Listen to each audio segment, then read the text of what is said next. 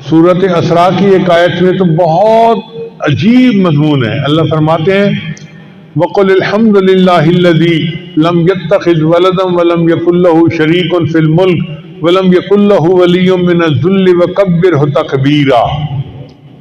تو یہ توحید کے مضمون پورے قرآن مجید میں اس طرح چلتے رہے اور آخر پہ آ کے اس کا جو نچوڑ تھا، جو لب لباب تھا، وہ سورہ اخلاص کے اندر ہے. اللہ فرماتے ہیں قل هو اللہ احد اللہ الصمد لم یلد ولم یولد ولم یکن لہ کفوا احد.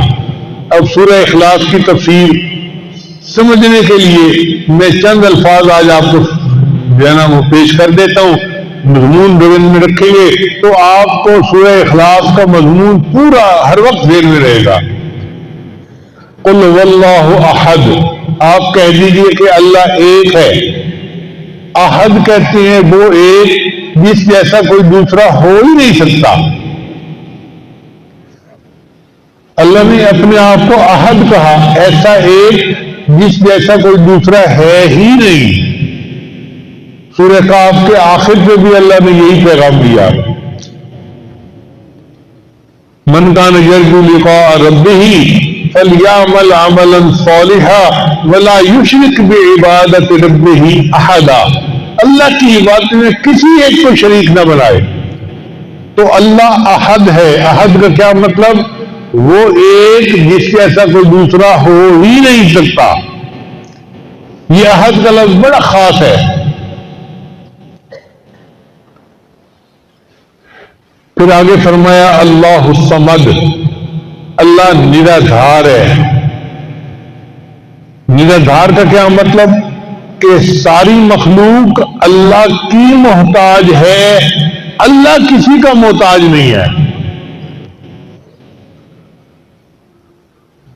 اب یہ بات اپنی جگہ حقیقت ہے، ہم سب اللہ کے محتاج ہیں، اللہ کسی کا محتاج نہیں ہے. تو یہ دو آیتیں ہوئی. سمجھنے کے لیے اس کو یوں سمجھ لیجیے کہ پہلی آیت میں توحید وجودی ہے. یہ توحید وجودی صوفیاء والی نہیں ہے، بلکہ لفظ استعمال کیا جا رہا ہے اپنے سمجھنے کے لیے. قل هو اللہ احد، یہ وجود کے بارے میں ہے کہ اللہ ایک ہے، اس جیسا کوئی ہے ہی نہیں. یہ توحید وجودی ہوئی. پھر اللہ الصمد، سب اللہ کے محتاج ہیں، اللہ کسی کا محتاج نہیں ہے. یہ توحید شہودی ہوئی. صوفیاء والی توحید شہودی نہیں. سمجھنے کے لیے ہم اس لفظ کو استعمال کر رہے ہیں. تو قل هو اللہ احد اور اللہ الصمد، توحید وجودی، توحید شہودی. اور تیسرا ہے لم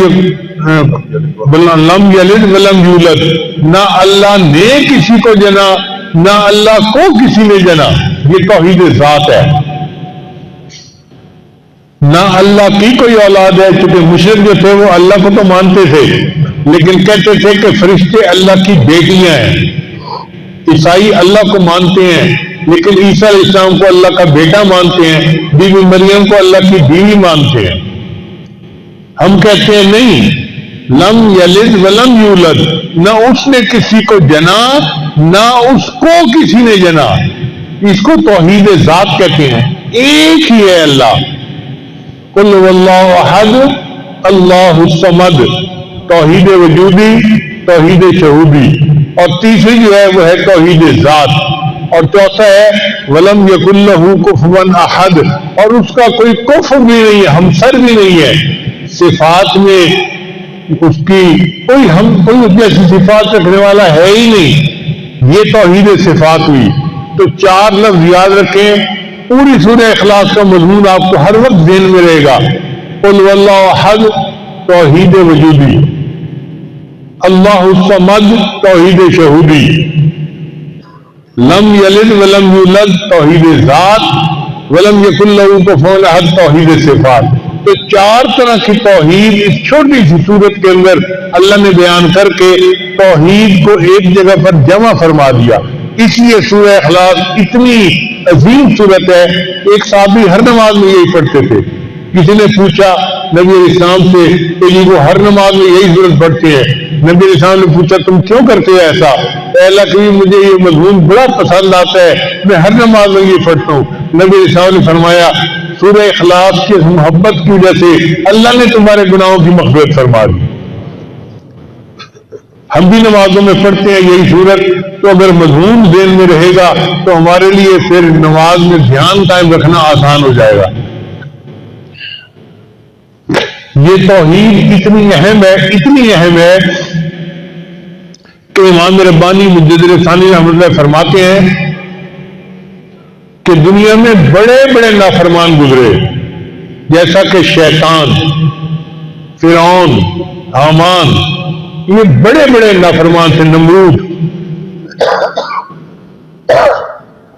لیکن اگر یہ سارے نافرمان بھی کلمہ پڑھ لیتے اللہ ان کے گناہوں کو بھی معاف فرما دیتا. اور ایک مکتوب میں امام ربانی ثانی رحمۃ اللہ فرماتے ہیں کہ اگر ایک مرتبہ کلمہ پڑھنے پر اللہ ساری مخلوق کے گناہوں کو معاف فرما دے تو اس کی بھی گنجائش موجود ہو. بہت عجیب بات کہی ہے.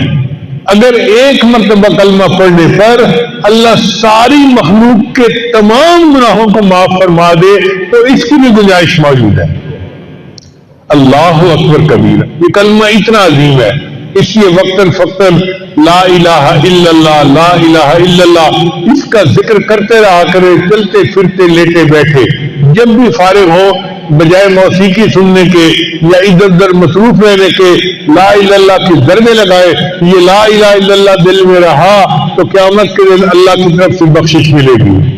اللہ تعالیٰ ہمیں توحید پہ زندہ رکھے، پوری زندگی گزارنے کی توفیق عطا فرمائے، اور توحید کے اوپر اللہ ہمیں موت عطا فرمائے، اور قیامت کے دن توحید کا سرمایہ لے کر اللہ کے سامنے کھڑے ہونے کی توفیق عطا فرمائے. وآخر دعوانا ان الحمد للہ رب العالمین.